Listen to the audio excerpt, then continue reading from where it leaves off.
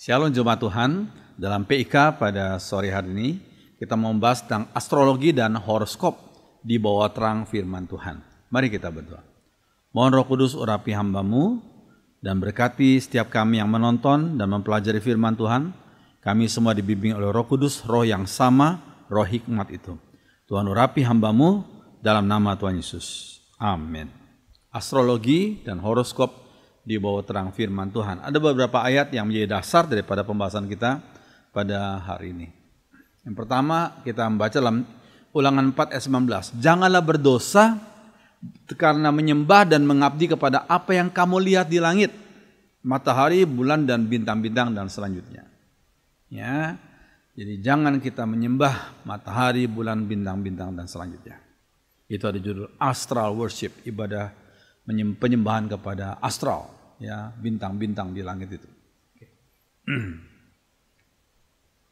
Yang berikutnya adalah Ulangan 17 ayat 2-5. Apabila kamu mendengar bahwa di salah satu kotamu ada orang berdosa terhadap Tuhan Allahmu karena melanggar perjanjian dan perintahnya dengan menyembah dan mengabdi kepada ilah lain atau kepada matahari, bulan atau bintang-bintang, sekiranya kejahatan itu benar-benar telah terjadi di Israel, orang yang bersalah itu harus dibawa keluar kota dan dilempari batu sampai mati.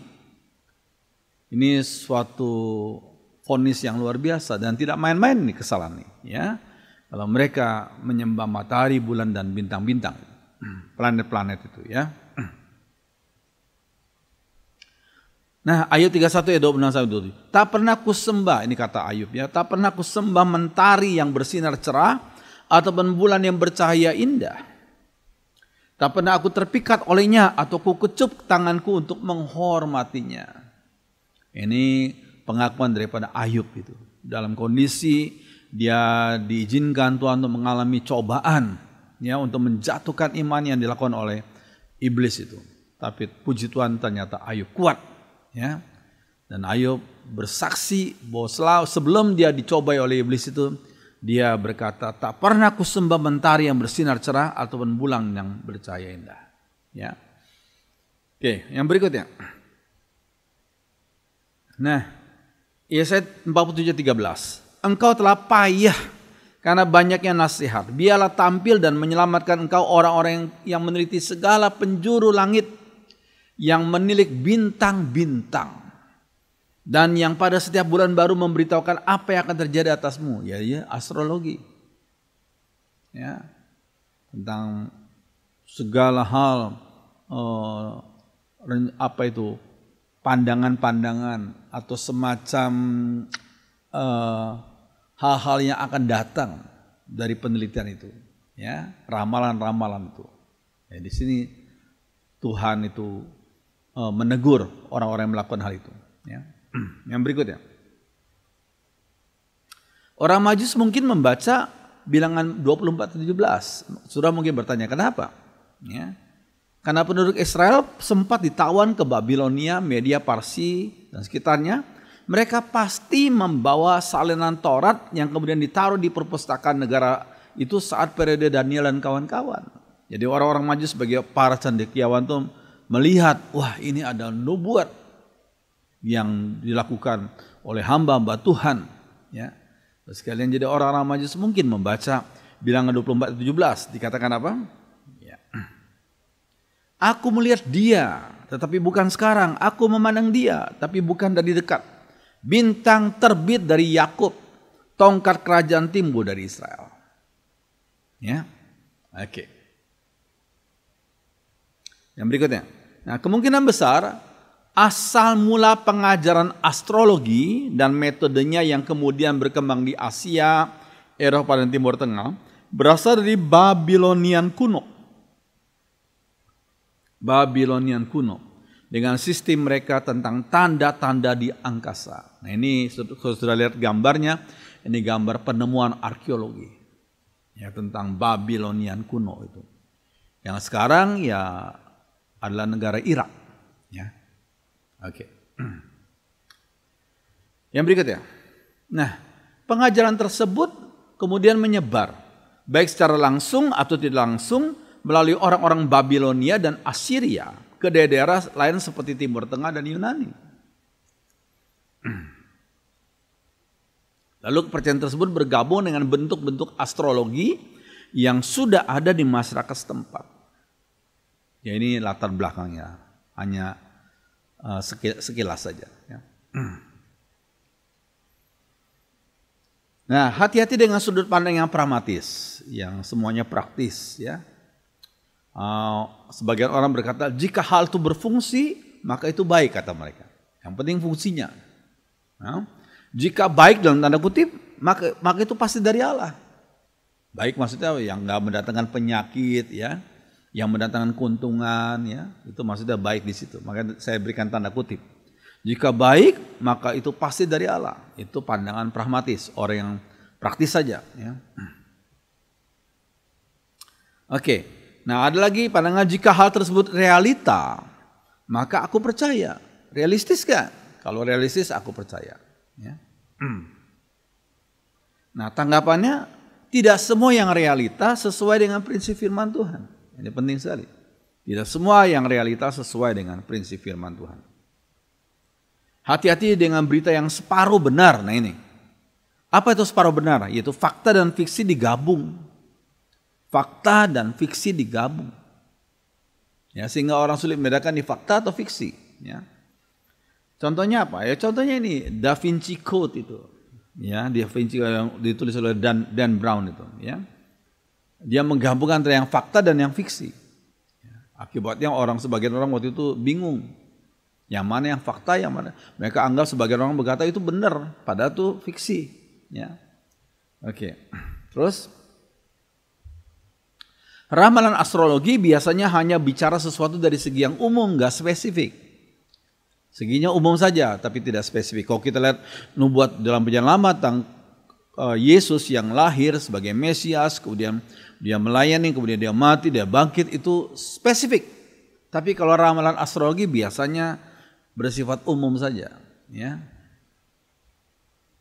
Nah, contoh, misalnya saya berikan contoh untuk ramalan tahun 2021 untuk zodiak Leo. Ya. Contohnya gini saya. Ya.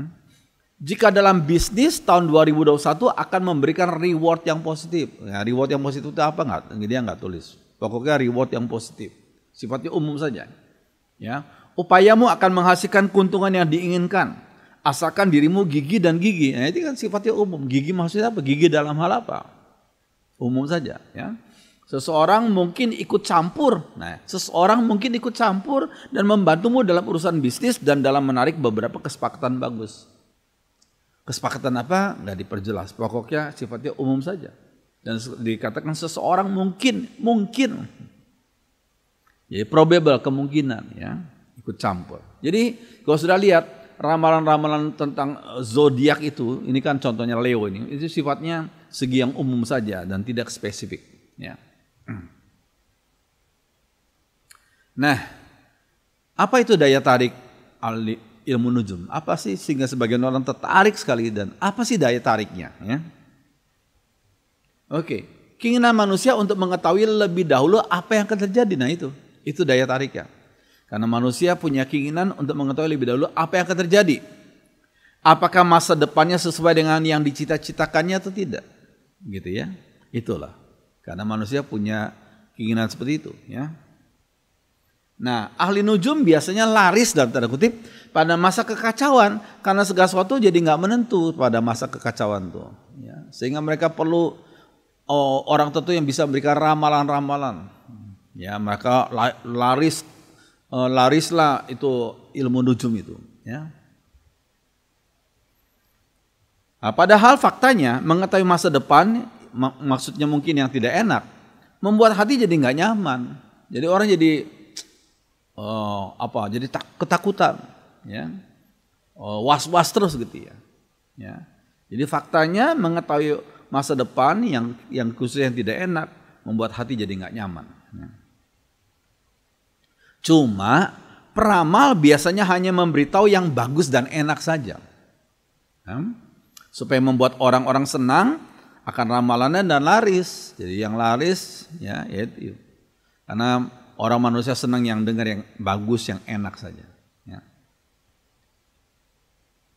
Oke. Nah, Kata astrologi itu berasal dari kata Yunani astrologia. Astrologia, yakni dari kata astron, yang berarti perbintangan yang berhubungan dengan angkasa, astron. Ya. Nah, sedangkan logia itu berarti studi tentang, studi tentang perbintangan yang berhubungan dengan angkasa, itu astrologia. Ya. Nah, astronomi beda lagi. Astronomi itu ilmu pengetahuan yang menyelidiki bintang-bintang secara ilmiah. Itu secara ilmiah. Astronomi. Ya. Kalau astrologi itu ahli ilmu nujum sebenarnya. Ilmu nujum. Jadi beda astronomi sama astrologi. Ya. Astrologi itu ilmu nujum. Kalau astronomi itu ilmu pengetahuan yang menyelidiki bintang-bintang secara ilmiah. Ya, jadi kalau bicara soal astrologi itu ada nama Aries, Taurus, Gemini, Cancer, Leo, Virgo, Libra, ya. Kemudian ada Scorpion, Sagittarius, Capricorn, Aquarius, Pisces, ya. Jadi itu ada 12, ya. Itu astrologi. Nah, astrologi adalah sistem ramalan yang dibangun di atas dugaannya, bahwa posisi bintang-bintang di angkasa menentukan nasib dan kepribadian manusia. Ya, sekali lagi, astrologi adalah sistem ramalan yang dibangun di atas dugaan. Sekali lagi di atas dugaan, bukan kepastian, ya. Bahwa posisi bintang-bintang di angkasa menentukan nasib dan kepribadian manusia. Nasib dan kepribadian manusia. Nah, benda-benda di angkasa yang utama adalah matahari, bulan, dan planet-planet. Itu benda angkasa yang utama. Nah, fokus utamanya adalah penempatan 7 planet dan tanda-tanda dari zodiak. Itu fokus utamanya, penempatan 7 planet dan tanda-tanda dari zodiak. Ya. Nah, astrologi adalah kombinasi dari astronomi dasar, ilmu tentang angka, dan mistisisme. Ilmu tentang mistik. Ya, sekali lagi astrologi adalah kombinasi dari astronomi dasar, astronomi yang dasar, ya, ilmu tentang angka, ya, dan mistisisme. Ya. Nah, astrologi disebut sebagai pseudoscience. Pseudoscience. Kalau sudah dengar kata pseudo, artinya pura-pura seperti science gitu. Ya. Pura-pura seperti sains itu ada ilmu pengetahuan, pura-pura seperti ilmu pengetahuan. Ya. Makanya disebut astrologi adalah pseudoscience. Ya. Nah, astrologi sudah lama berada di dunia ini. Ya. Bidang ini sangat erat hubungan dengan pemujaan matahari, bulan, dan bintang-bintang seperti yang terdapat dalam agama-agama astral kuno. Ini sangat erat hubungan dengan pemujaan matahari, bulan, dan bintang-bintang. Seperti yang terdapat dalam agama-agama astral kuno. Astral itu kan berkaitan dengan bintang, ya. Nah, yang pertama, tertolong oleh agama astral, pemujaan bintang-bintang, manusia mengamati bintang-bintang dan menyimpulkan bahwa bintang-bintang bergerak menurut hukum tertentu. Itu yang pertama, ya. Bintang-bintang bergerak menurut hukum tertentu. Oke, nomor satu saya pikir oke, ya. Nah, kalau sudah lihat gambar, ini gambar satu tempat, ya, saya tidak perlu sebut, ya. Sebagian pusita mungkin tahu, ya. Ya, gambar ini setiap tahun muncul, ya, di TV, ya. Nah, ini kalau sudah lihat di tengah-tengahnya itu disebut solar wheel, ya. Roda solar, ya, matahari, ya. Garis. Ya. Oke, ya. Terus berikutnya. Nah, pergerakan bintang-bintang tersebut mempengaruhi dan menguasai waktu di dunia. Oke, ya. Pergerakan bintang-bintang tersebut mempengaruhi dan menguasai waktu di dunia. Pandangan orang sebelum abad 15, sekarang sudah abad 21, ya, adalah geosentris. Itu pandangan orang pada abad sebelum abad 15. Geosentris, itu pusatnya pada bumi, ya. Dalam ini berkaitan dengan benda-benda angkasa, ya. Bumi dianggap sebagai suatu pusat yang tidak bergerak. Nah, itu Itu pemahaman orang waktu itu sebelum abad 15. Bumi sebagai suatu pusat yang nggak bergerak, sedangkan bintang-bintang dan planet-planet beredar mengelilingi bumi. Jadi justru yang tidak bergerak tuh bumi, yang bergerak tuh bintang-bintang dan planet-planet ya, mengitari bumi. Ya ini kira-kira begini gambarnya. Bumi itu di tengah, yang warna biru itu. Kemudian ada moon, bulan, ada planet Mercury, Venus, ada matahari, ada planet Mars, Jupiter, Saturnus, dan sekelilingnya lagi infinite stars, jumlah bintang-bintang yang nggak diketahui banyak sekali ya. Oke, jadi sudah lihat itu pusatnya tuh bumi, itu namanya geosentris ya. Nah, salah satu tokohnya adalah Ptolemy. Ya. Ptolemy ya. Oke. Nah, yang ketiga sekarang. Jalan hidup dan bakat dan watak manusia. Nah ini. Jalan hidup, bakat dan watak manusia ditentukan oleh bintang-bintang yang ada pada suatu tempat tertentu pada saat seorang bayi lahir. Nah ini masalahnya. Yang nomor 3 ini. Yang kita orang Kristen harus bertanya-tanya. Masa begitu? Apa iya begitu? Ini nomor 3 ya. Jalan hidup, bakat dan watak manusia ditentukan oleh bintang-bintang yang ada pada suatu tempat tertentu pada saat seorang bayi lahir. Manusia yang ada mikrokosmos itu kata mereka, yaitu jagat kecil, dianggap sebagai cermin dari makrokosmos yaitu jagat raya. Mikro dan makro, mikrokosmos dan makrokosmos. Nah, menurut mereka ada hubungan gaib antara dunia perbintangan dengan bagian-bagian tertentu dari tubuh, jiwa, dan roh manusia. Nah ini juga masalah lagi. Menurut mereka ada hubungan gaib antara dunia perbintangan dengan bagian-bagian tertentu dari tubuh, jiwa, dan roh manusia. Nah ini ada masalah. Ini yang kita perlu diskusikan apa betul itu. Ya.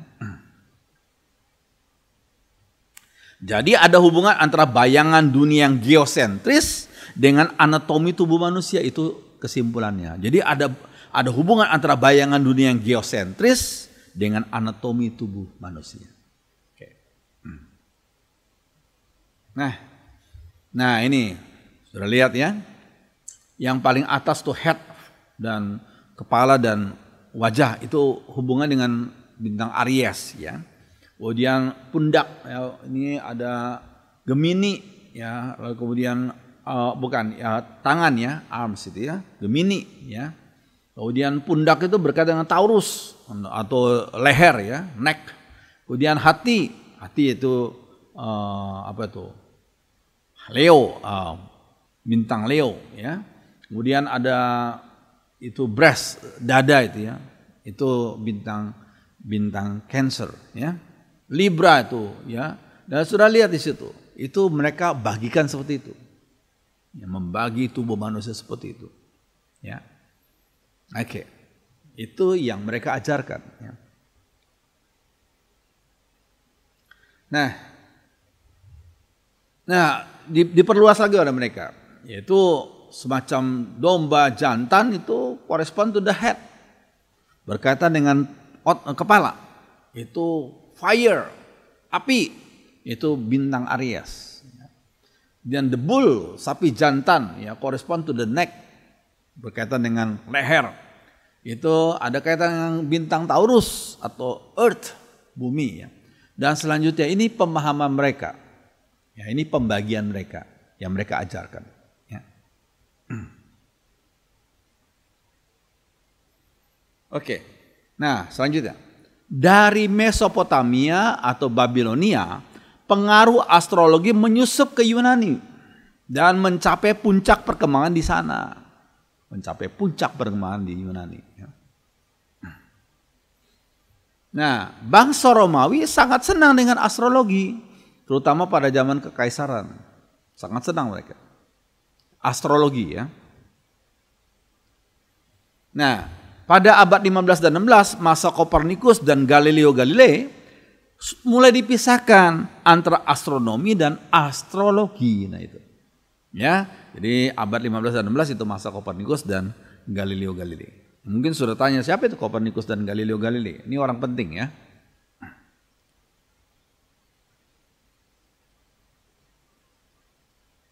Nah, ini Kopernikus ya. Ini Galileo Galilei ya.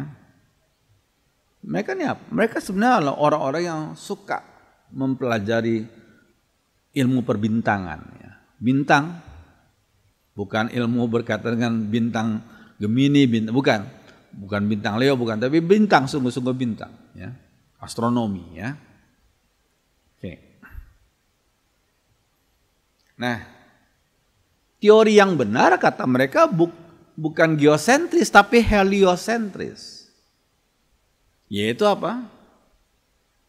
Nah, ini matahari sebagai pusatnya, bukan bumi. Ya. So that sun, matahari.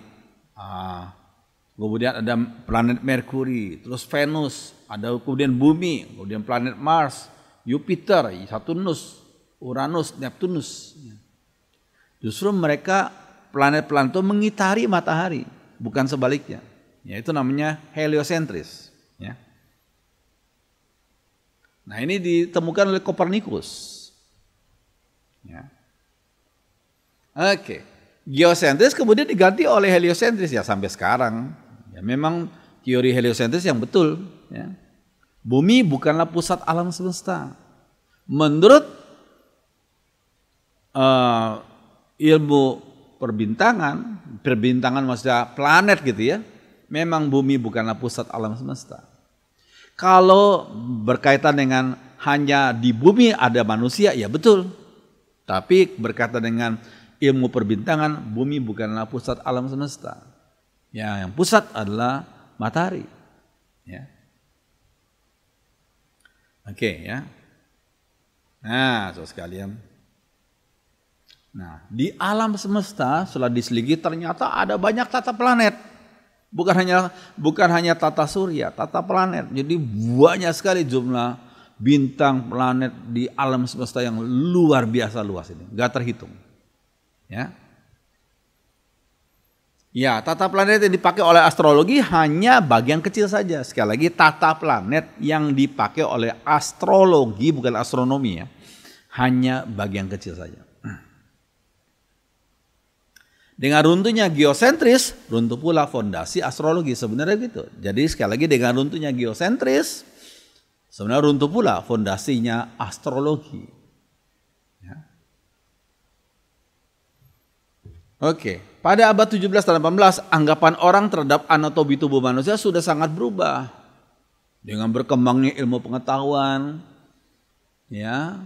Pada abad 17-18 anggapan orang terhadap anatomi tubuh manusia sudah sangat berubah. Sehingga anggapan yang lama tentang hubungan bintang-bintang dan bagian tubuh manusia sudah kehilangan dasarnya. Ini kita perlu pahami.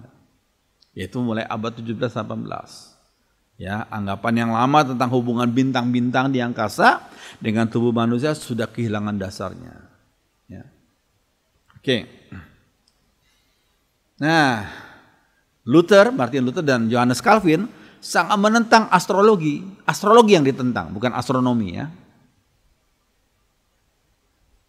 Luther menamakan astrologi sebagai fantasi tertawaan yang tidak berguna, itu kata Martin Luther. Astrologi dinamakan sebagai fantasi tertawaan yang nggak berguna, itu kata tokoh reformasi gereja. Ya. Oke, sampai sekarang tahyul astrologi masih besar daya tariknya. Kenapa ya? Padahal itu keliru, tapi masih besar daya tariknya. Kenapa? Kita lihat dalam 2 Timotius 4 ayat 3 dan 4.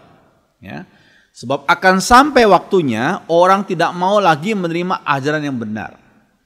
Sebaliknya mereka akan menuruti keinginan mereka sendiri dan mengumpulkan banyak guru guna diajarkan hal-hal yang enak didengar di telinga mereka.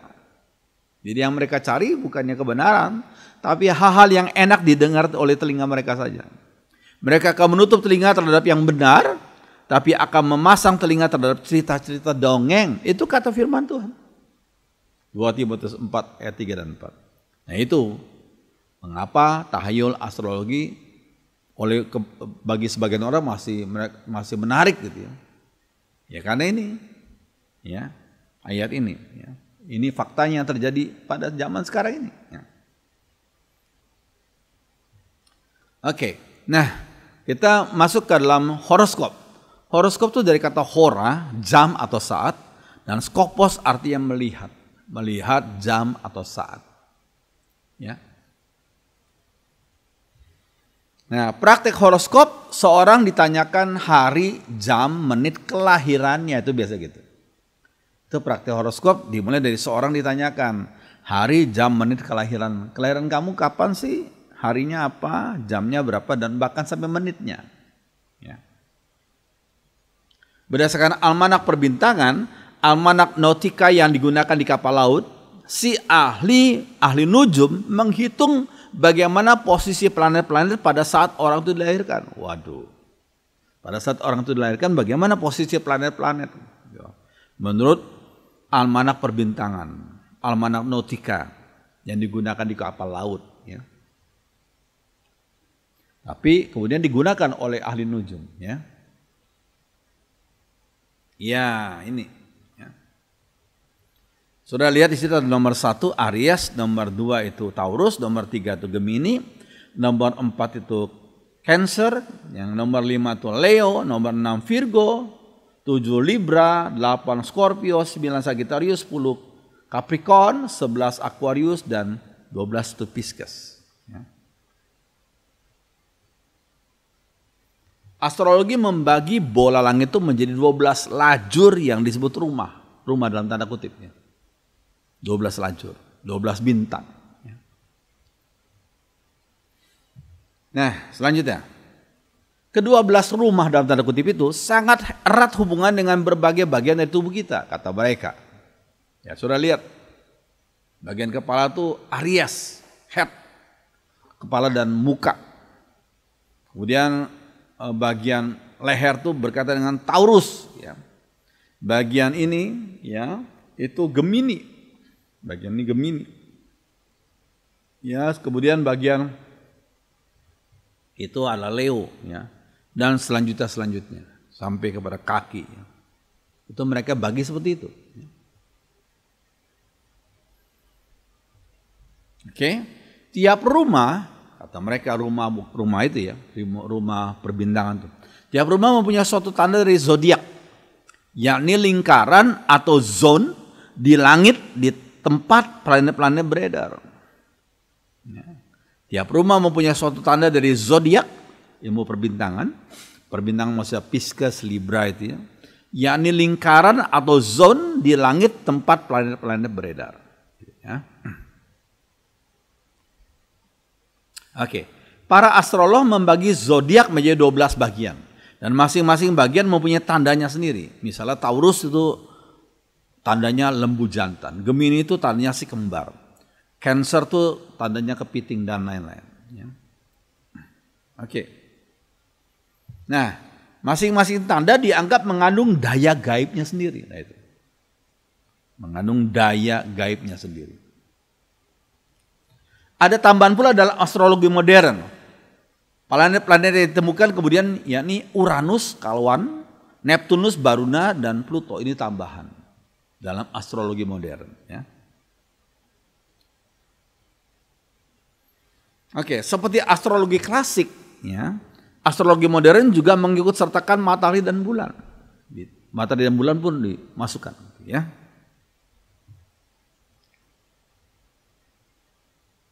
Oke, posisi tanda-tanda zodiak dan posisi planet-planet terhadap rumah-rumah tadi dianggap sebagai petunjuk tentang daya kosmis yang mempengaruhi dan menentukan nasib, watak, bakat manusia dan lain-lain. Nah itu masalahnya di situ.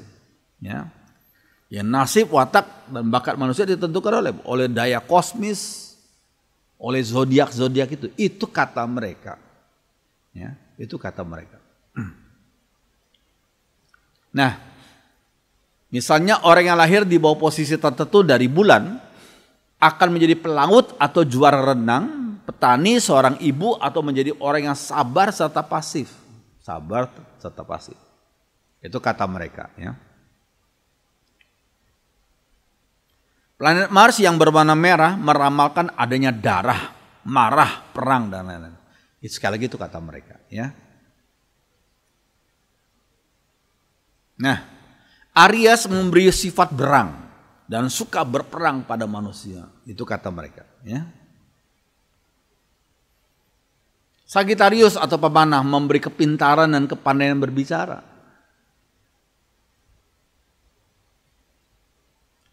Cancer menimbulkan hawa nafsu dan kesetiaan. Pisces atau ikan-ikan memberi kejujuran, keadilan dan menimbulkan jiwa pemberontak pada orang-orang dewasa.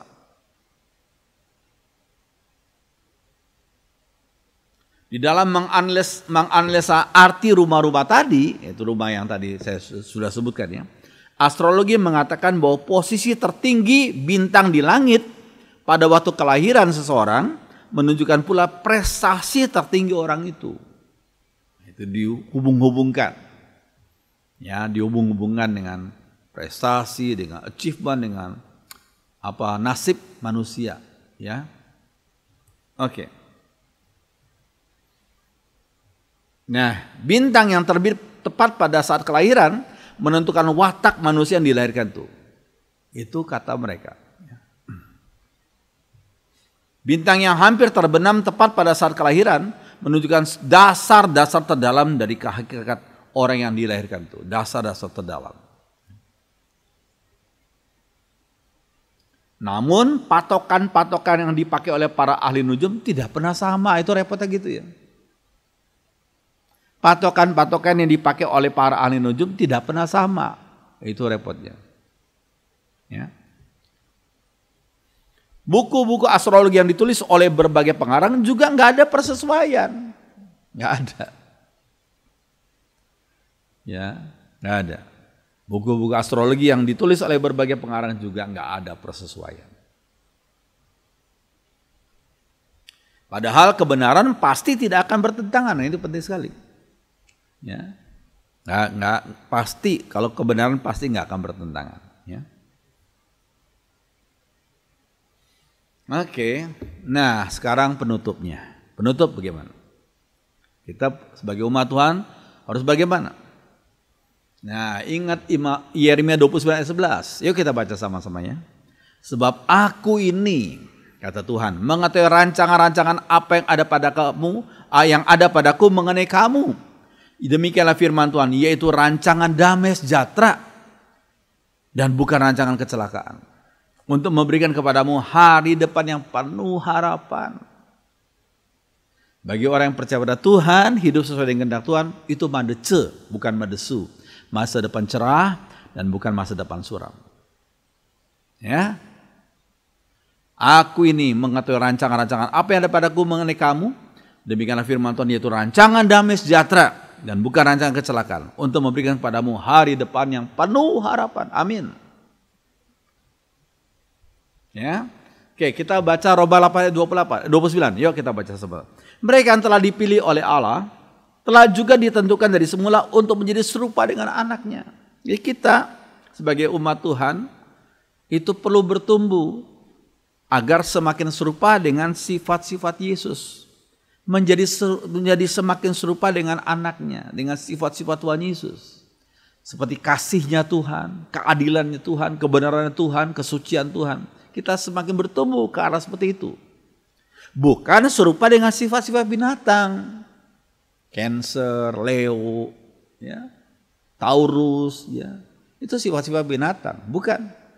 Ya, dengan demikian anak itu menjadi yang pertama di antara banyak saudara. Ayo kita baca sekali lagi Roma 8:29 ya.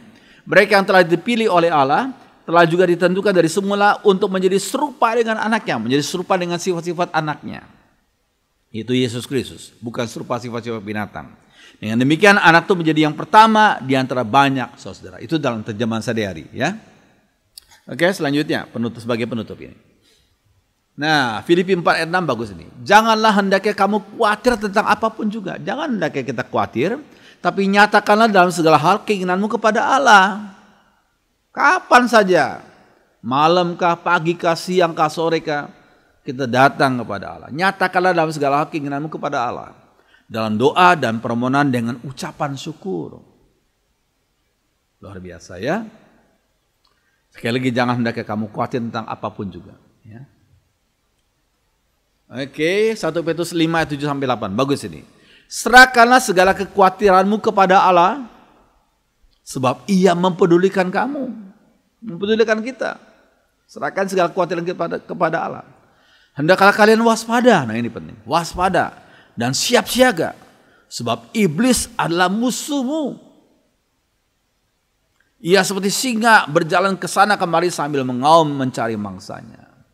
Ya, jangan kita dimangsa oleh iblis, oleh kepercayaan yang tidak benar. Kembali kepada firman Tuhan, percaya kepada Sang Gembala Agung itu Yesus Kristus. Ini penting ya.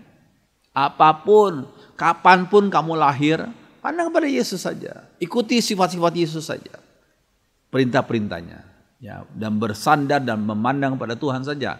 Rencana ke depanmu, nasibmu, dan rencana pekerjaanmu, cita-citamu, dalam era apapun, dalam zaman apapun, serahkan kepada Tuhan. Tuhan Yesus adalah gembala kita yang hebat, luar biasa. Ya. Terus sekalian, kita bersyukur, kita belajar firman Tuhan pada hari ini, biar kita dibimbing dalam kebenaran firman Tuhan yang hidup. Mari kita berdoa. Kami bersyukur dan berterima kasih untuk saat yang tidak panjang, tapi Tuhan berikan kami kesempatan untuk belajar firman Tuhan berkaitan dengan astrologi ini dan horoskop. Tolong kami hanya memandang pada Tuhan dalam segala zaman, karena kami tahu Tuhan Yesus tidak pernah berubah, dia dulu sekarang sampai selama-lamanya. Tolong kami Tuhan, apapun pergumulan kami percaya Engkau adalah gembala kami yang baik, dan Roh Kudus menolong membentuk kami mempunyai sifat-sifat yang semakin serupa dengan sifat-sifat Yesus. Terima kasih. Hamba-Mu sudah menyampaikan apa yang hamba bisa sampaikan dan persiapkan. Biar Roh Kudus memeteraikan dan menjelaskan lebih dalam kepada kami semua. Dengarkan doa kami Tuhan, dalam nama Tuhan Yesus. Semua orang beriman mengatakan, amin.